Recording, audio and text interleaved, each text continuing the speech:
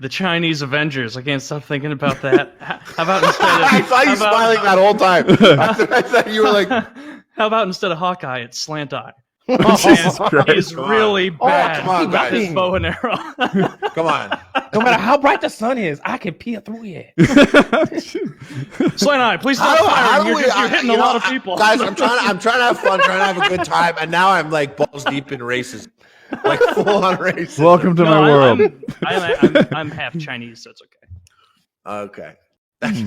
Sure. See, I've always thought like when people are like, man, if I could go back in my YouTube career, what would I do?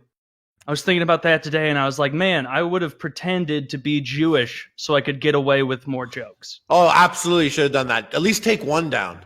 Yeah. And then you'd be like, yo, these cheap kikes, right? They're so cheap. They're big, stupid noses. Like 10 years it comes out, it's like, he hasn't even been Jewish the whole time. But that's the thing. You could be like, oh, yeah, so what? I'll convert right now. Shut your mouth. That's like if you want to say like if you want to be able to say derogatory or whatever, like gay terms, whatever, like, pop a dick in your mouth, suck it till it comes. Now you got a whole new realm. You can just convert to Judaism, suck some dick. How committed are you to comedy, hard. Taylor? To the comedy. I'll tell you one thing. I'm already circumcised. In regards to your racist Avengers joke and to your racist Asian language, I'll tell you one thing. I've always, and this came up actually when I was watching Dr. Disrespect, because I watched him since like 2014. I always thought he was hilarious. I always watch him when he does this like mock Asian accent. And then only last year or 2 years ago, people got kind of touchy about it, and it came up.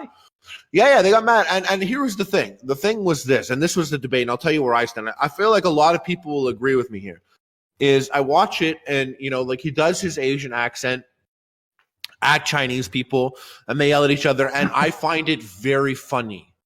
I find it like 11 on 10 funny, and people were like, that's racist. And he had said like, it's not racist. He had said like his girlfriend, his wife had some like Asian in her, and it wasn't racist because it's like a made up dialect, and it was like funny, and it was whatever. And I was watching that, and I saw that whole thing going on, and I was like, no, this is important for me to say. It is racist. 100% it's racist.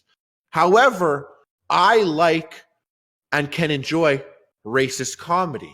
I can enjoy sexist comedy.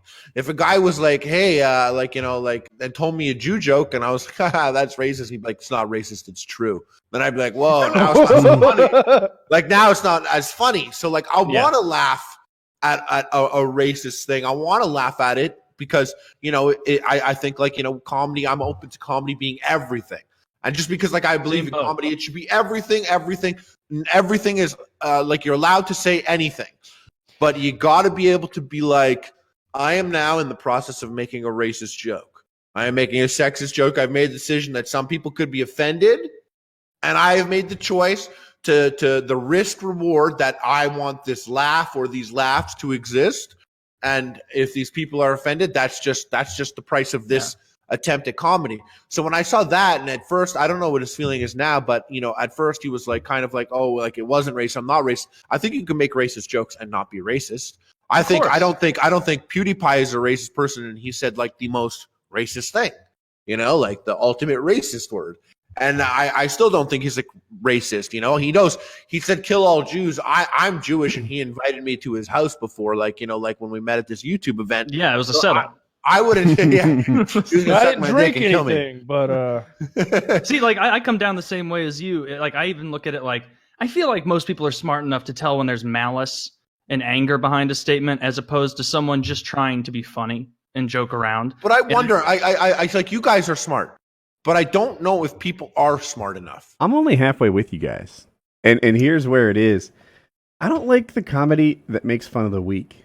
Right? Like, if you were to, when you make fun of, I don't know, like Asian people or something, they're not weak, they're fine. When you guys beating us, pick on disabled people, and I've probably done it too, I don't love it. Like, I think of my son sometimes when, we're laughing at a guy with Down syndrome or something, and it's like, Colin has taught me to measure people in different ways. Typically you just measure people based on their like value to society, right? What job did they do? How much money? What does society value them monetarily? And then someone was making fun of the Special Olympics. This is like 2 years ago, and Arnold Schwarzenegger replied and said, "Hey, oh, I remember that. This is a teaching moment, reply. and maybe you know it better than me." And he was like, this person is a good person. They have a good soul. They're kind-hearted. And I thought of that, and I put it through my own filter, and it's like, yeah, this person's not going to get a great job, but this person is nice, and it didn't win the genetic lottery, and I don't love making fun of them. What if they're disabled through like an accident though? Well, then it's fine. I guess it depends on how weak they are. Like, so Saturday Night Live very made weak. fun They're of fucked that up. military veteran. I forget his name. There's an American congressman. I think he has one eye. And Saturday Night Live, they mocked him. And he's like, "Look, I'm okay with this, right? Like, I'm a strong guy. But I would like it if you didn't make fun of disfigured military veterans." And it was like, huh.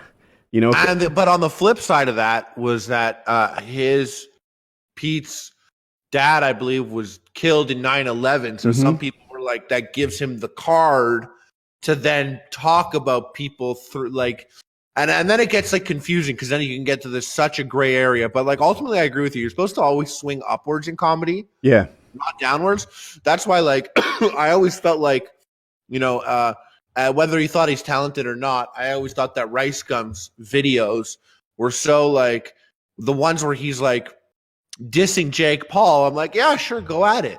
But then ones where he's like, look at this 12-year-old bitch's Instagram. What a fucking little idiot. I'm like, that's weird. Yeah. That's a child. So I don't know if I'm being a hypocrite and being like, don't make fun of my protected group, just all the others. Or if it's like Harley said, swing up and leave the weak alone. You'll always be better off if you're swinging upwards. Essentially, at least that's what I think. But then isn't there a difference between like if I saw someone walking through the park with a limp and a lazy eye, I wouldn't make fun of them to their face. But can't we make jokes in private? Like, Yeah, can we laugh at guys hanging out? Just if you think about Austin Powers, it's like you're making fun of like a lazy eye, like a fat person. You're like kind of doing it all, but he did it so well at the time that it was hilarious.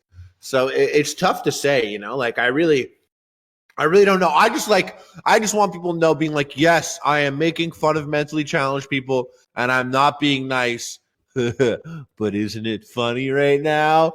Like there's like a limit to it. And if someone is there like getting hurt, then it's like, okay, let's stop for a second, but like you definitely can't do like a Ching Chong accent type dialect at Chinese people live on a video and be like, it's not racist. I'm being funny. I've literally watched that recently. Both. You're doing both.